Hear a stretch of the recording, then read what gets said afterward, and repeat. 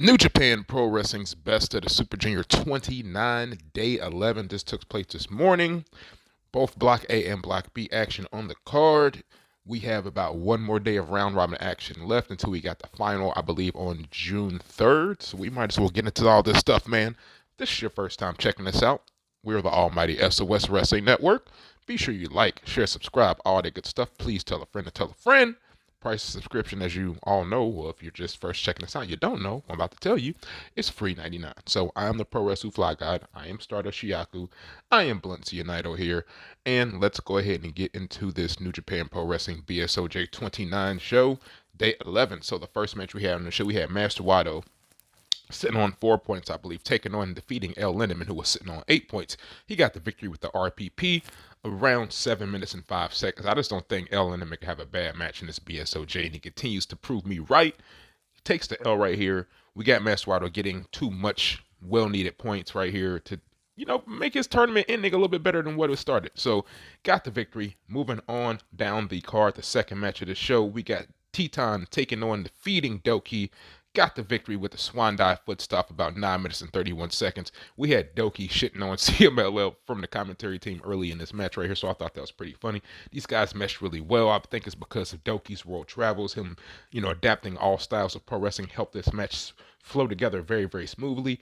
Took the L, though, unfortunately for Doki, not unfortunately for Teton right here. Teton sitting on 6 points after this match, actually tied up with Doki, getting a tiebreaker because he just beat the man, so Teton's trying to play spoiler for some guys and trying to pick up some wins for himself in the meantime, in between time, until the tournament is over. So, next match we have on the card, we have the direct drive himself, taking on and defeating Alex Zane about 11 minutes and 7 seconds. Got the victory via the Dragon Suplex hold right here.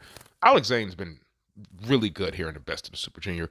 It's been okay. Yo's been okay. I knew that Alex Zane had something to prove here. Hopefully, he has earned his trip back to Japan for another Super Junior tournament, or just in general. Just having him come back over here for Japan, I think would be a nice shot for him. He's done exceptionally well here in this tournament. I think the crowd is taking a liking to him right here. But what did not take a liking to him was victory in this match, because he took the L to like I said, via the suplex hold, Dragon Suplex hold. We got both these guys sitting on 8 points. Owns the tiebreaker, considering both of them have the same score. So we know how that goes. Match number 4, we have in this Block B action, of course, TJP taking on and defeating Boochie with the Pinoy stretch, 10 minutes and 8 seconds right here. This match flowed how I thought it was going to flow. I figured TJP might pick the victory up right here. I thought he actually might get it with the Mamba special, but he transitioned that to the Pinoy stretch right here, picked up his 8th point. I figured he was going to be like hot and cold as this tournament went along, and I figured I was kind of proven right. That's how he pretty much did this whole tournament, but that is what that is.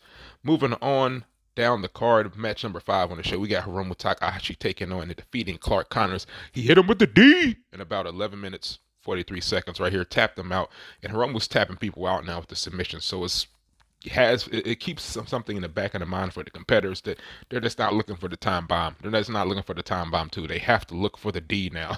Pause. They have to look for the D now, and that's what Hiromu's about to give him. So, Hiromu gave him the D. Hiromu's sitting on 10 points. Clark Connors sitting on 6 right now. And maybe Clark Connors thought his Best of the Super Junior would go a little bit better as far as point total, but this is his first one, so he shouldn't be too hard on himself. Then we have match number 6 of the show, Raizuke Taguchi taking on and defeating H. Austin with a roll-up pinfall with his ass all in his face. 12 minutes and 2 seconds right here. This is pretty much a shocker. This is the kind of match that Ace Austin was at the top of the block, so they needed kind of something to make him stumble a little bit, and this match was what did that right here. I kind of pictured this was going to happen because in this tournament this year, Taguchi's kind of been that guy. He hasn't garnered a whole lot of wins, but when he did get wins, I felt they were kind of like spoilery type wins, and that's what we got right here. Taguchi sitting on 6 points after this victory. Ace Austin, I believe, still has a chance to win a block, but he definitely needs some help to happen. Yeah, man, this match was okay. This is probably one of Ace Austin's his lower matches here on the Best of the Super Junior, but that's to be expected. And he still put on a good performance, though.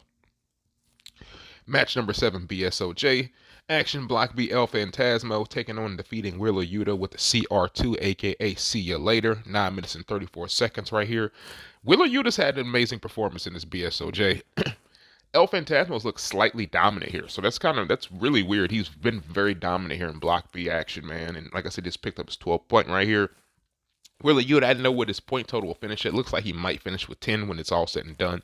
But he's had a good showing for himself. I knew what El Phantasmo was going to do in this tournament. I just didn't know what Willie Yuta was going to do. And he's proved me that he can do a lot of good stuff, man. So next match we had moving on down the card, we had Yoshinobu Kanemaru, pretty much a joker match, taking on Show. Got the victory on Show around 2 minutes and 44 seconds. This is pretty much what you thought it was. I think he got the victory. I think it was via countout, I believe. He got the victory via countout. So yeah, Kanemaru is just beating people who he shouldn't be beating in this tournament. And Show was effectively eliminated from BSOJ. So wow, how the mighty have fallen, man. Yeah, I don't know how I really feel about how they're doing Show. That's crazy. I get that they want to kind of separate him from, Roppongi 3K and from Yo, but is this the right way to do it? I'm not sure, man. I don't know. I just don't know. Then we get the penultimate match of the show. Taiji Ishimori taking on and defeating Francisco Akira with a bloody cross around 11 minutes and 24 seconds. Banger of a match, if you ask me. I would like to see more from these two guys. We all know Francisco Akira came out to challenge the champion when he first made his appearance in New Japan Pro Wrestling. He had his chance right here to, put a notch in his belt and defeat the champ. He couldn't really do it. So, yeah, we got the champ moving on. He has 12 points as well in his own block. So the Bullet Club's cutest tag team are being very dominant in these blocks, taking minimal losses right here. So that's what you expect them to do. Picked up his 12-point. Akira Francesca is somebody I expected to maybe have more points at this point, without any words, more points in this duration of the tournament. He's sitting on 6, man. It's kind of, I thought he would at least have more points than Willa Yuta, but we'll find out, won't we? So then moving on to the main event of the show, damn good match right here. We have Robbie Eagles taking on and defeating El Desperado. Little under 20 minutes, 19 minutes and 21 seconds to be exact. Of course, he defeated him with the Ron Miller special. And Robbie Eagles continues to be that sleeper, man. He's just that sleeper. He's just tied himself up with El Desperado. Both these guys have 10 points now. So we're going to need a Robbie Eagles loss, and we're going to need an El Desperado win for him to even have a chance of making the finals right here. And he's also in Block B with El Phantasmo. So, yeah, that's going to be really interesting. I think he does face El Phantasmo on the last night, if I'm not mistaken. So we're going to find that out. But, yeah, man, that was night 11 of the Best of the Super Junior 29 action, Block A and Block B. We'll be back Tuesday for night 12, and then we'll be back Thursday for those finals. So y'all know where to tune in for y'all daily / sometimes 2 shows, daily Best of the Super Junior action, SOS Wrestling Network. Go ahead, like, subscribe to stuff right here. I'm the Pro Wrestling Fly God, Stardust Shiako. I am signing off, y'all. Y'all have a good rest of y'all day. Toodle Pippington.